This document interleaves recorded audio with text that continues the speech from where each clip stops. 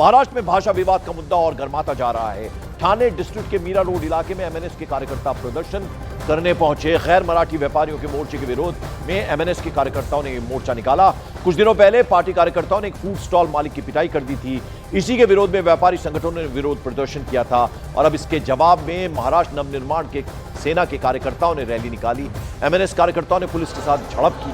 इसके बाद पुलिस ने प्रदर्शन कर रहे कुछ कार्यकर्ताओं को हिरासत में लिया है। पुलिस ने कहा है कि उन्होंने इस रूट पर प्रदर्शन की परमिशन, इजाजत नहीं दी थी। कुल मिलाकर महाराष्ट्र में चल रहे मराठी भाषा विवाद को लेकर राज्य और देश की राजनीति अब और गर्म हो गई है। तस्वीरों में आपको दिखा रहे हैं मीरा रोड इलाका ठाणे का, जहां आप देखिए बड़ी संख्या में एमएनएस के कार्यकर्ता हाथों में झंडे लेकर पहुंच गए थे जबरदस्त तरीके से विरोध प्रदर्शन करने के लिए। व्यापारियों ने जो प्रदर्शन किया था उसके जवाब में एक तरह से एमएनएस के कार्यकर्ता सड़कों पर निकले।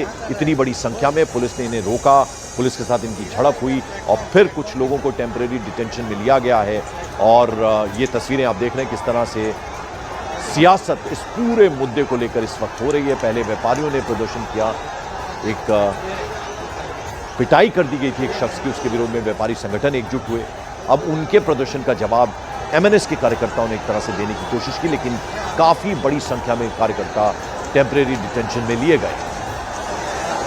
ये जो मोर्चा अभी निकाला गया था सर, क्या उसकी परमिशन दी थी? नहीं, परमिशन नहीं दी थी। परमिशन नहीं देने का भी कारण था कि इस जगह पे जहां हम खड़े हैं यहाँ पे कुछ दिन पहले एक घटना हुई थी और इस घटना के बारे में अपराध दर्ज है और कानूनी कार्रवाई की जा रही है। तो इसके बारे में यहाँ पे यहाँ से मोर्चा निकालना और यहाँ पे जमाव इकट्ठा होना उचित नहीं था, उस कारण यहाँ से परमिशन नहीं दी गई थी। सर, जहाँ हम बात करें कि ये जो प्रोटेस्ट किया जा रहा है, काफ़ी लोग और भी इकट्ठा हो रहे हैं, ये कहना है एमएनएस का कि और भी लोग इकट्ठा होंगे, तो क्या उसके लिए अभी पुलिस बंदोबस्त, क्या बंदोबस्त किया जाएगा? नहीं, इधर यहाँ पे अभी और भीड़ नहीं हो रही है।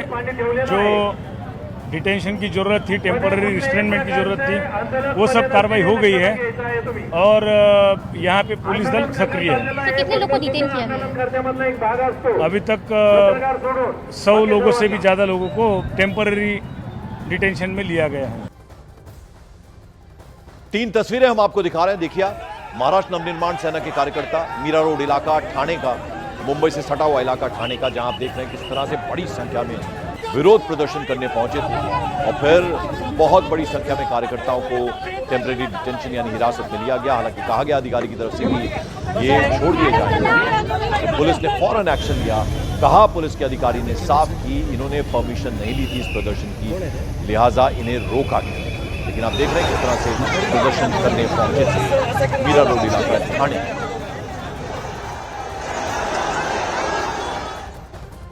और मराठी मोर्चा को इजाजत न मिलने से एकनाथ शिंदे के नेता खफा। शिंदे सेना के मंत्री प्रताप सरनाईक ने खुले तौर पर नाराजगी जाहिर कर। शिंदे की शिवसेना के मंत्री प्रताप सरनाईक एमएनएस कार्यकर्ताओं पर पुलिस के एक्शन से नाराज हैं। खफा उन्होंने कहा कि सुबह सुबह एमएनएस कार्यकर्ताओं को हिरासत में लेने की कोई जरूरत नहीं। नहीं, देखिए कैसा है कि ये मेरा शहर है।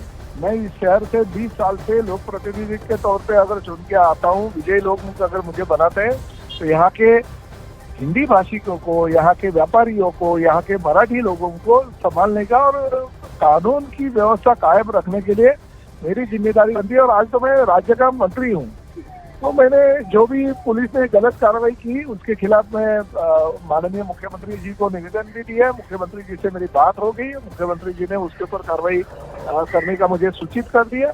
मैं खुद मीरा रोड गया था, जिस पुलिस स्टेशन में जो मराठी एकीकरण समिति के लोगों को अरेस्ट किया था उनको छुड़वाया वहां से। मैं मोर्चे तक उनको लेके गया और मोर्चे तक उनको छोड़ के मैं वापस आ गया।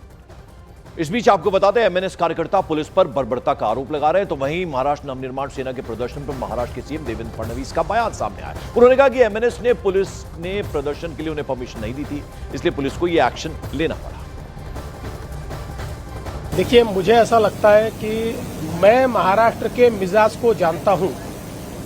महाराष्ट्र का मिजाज ऐसा है कि इस प्रकार के प्रयोग यहां चलेंगे नहीं। जो मराठी आदमी है वो बड़े दिल का है, क्योंकि भारत पर जब आक्रमण हुआ तो मराठी आदमी ने केवल महाराष्ट्र का विचार नहीं किया, पूरे भारत का विचार किया। इसलिए मराठी आदमी कभी छोटा सोच नहीं सकता, कभी संकुचित सोच नहीं सकता, इसलिए कोई प्रयोग करने की कोशिश भी करे तो नहीं हो पाएगा। मुख्यमंत्री को आपने सुना, महाराष्ट्र सरकार में मंत्री हैं नीतीश राणे। उन्होंने भाषा विवाद को लेकर एमएनएस के प्रदर्शन पर सवाल खड़े कर दिए। तो आपको बता दें, अलग अलग नेता जो हैं उनके बयान अब सामने आ रहे हैं। नीतीश राणे ने कहा मोर्चा निकालने की किसी को भी पाबंदी नहीं है। ये उन्होंने कहा लॉ एंड ऑर्डर खराब करने पर कार्रवाई जरूर होगी। हमारी पुलिस काम कर रही है और ये कोई मराठी लोगों की मोर्चा नहीं। हम मराठी नहीं है क्या? हमें भी मराठी समाज के लोगों ने ही वोटिंग करके आज आमदार और ये सब बनाया है।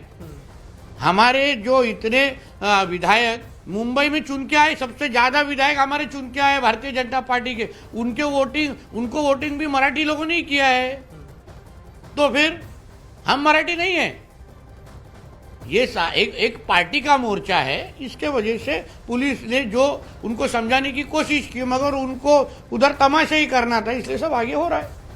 और समाजवादी पार्टी नेता अबू आजमी ने एमएनएस के प्रदर्शन पर सवाल उठाए। उन्होंने कहा कि यूं लोग जो हैं ये पहले लोगों को पीटते हैं फिर प्रदर्शन करते हैं। अबू आजमी ने एमएनएस पर मराठी मुद्दे पर राजनीति करने का आरोप लगाया।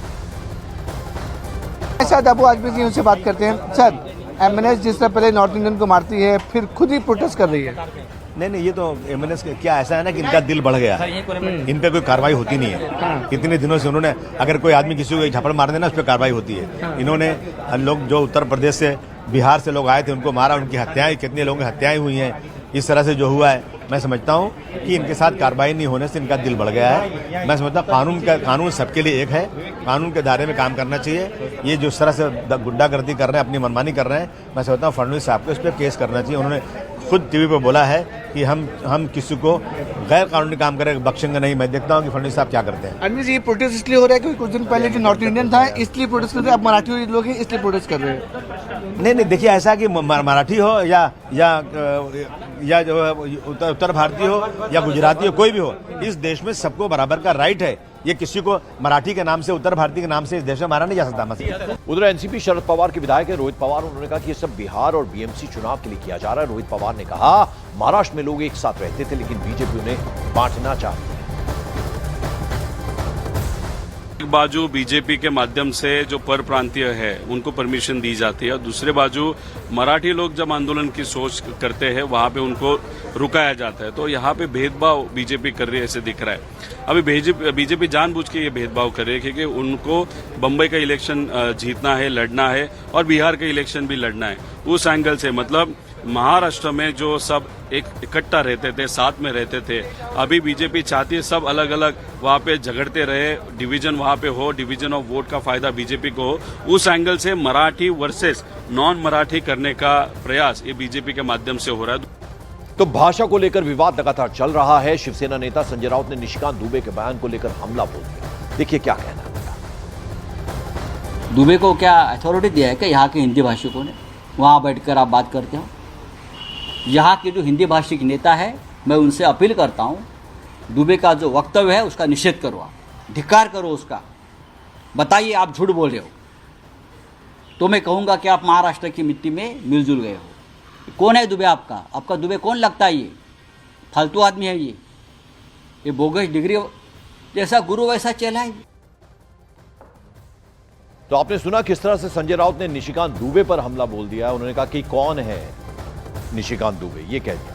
मराठियों पर बयान देने वाले निशिकांत दुबे कौन होते हैं आखिर? तो लगातार बयान आ रहे हैं। बीजेपी सांसद मराठी लोगों के खिलाफ बयान दे रहे हैं और अब निशिकांत दुबे ने जो बयान दिया उस पर देवेंद्र फडणवीस का क्या कहना है, जरा उनकी बात भी सुनिए। निशिकांत दुबे यांचं जर तुम्ही पूर्ण ऐकलं तर ते संघटनेच्या संदर्भात बोलले आहेत। ते मराठी माणसाला त्यांनी सरसकट त्या ठिकाणी म्हटलेलं नाही। तथापि माझं मत असं आहे की अशा प्रकारे बोलणं योग्य नाही आहे, कारण त्याचे जे अर्थ निघतात ते अर्थ हे लोकांच्या मनात संभ्रम तयार करतात। मी पुन्हा एकदा सांगतो की मराठी माणसाचं ऐतिहासिक योगदान या महाराष्ट्रामध्ये प्रचंड मोठं आहे।